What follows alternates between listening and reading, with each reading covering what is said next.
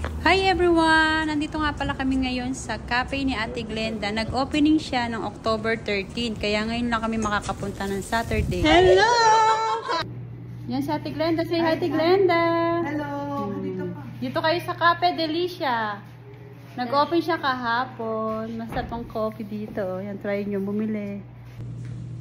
Ang ganda ng cafe nila. Dito lang yan sa 11108 102 Avenue, Edmonton, downtown. Kaya dito na kayo magkape pagka pumunta kayo ng downtown. Siyempre, nagkita rin kami dito ni Madam Ann. Ayan si Madam Ann. Siyempre, marami kang pagpipilian na coffee. Kung ano gusto mong flavor. Ayan, parang Starbucks din. At siyempre, dito na rin kami nag-breakfast ni Madam Ann at kasama ang mga asawa namin. Ayan. Thank you for watching. Keep safe everyone. Bye-bye and God bless.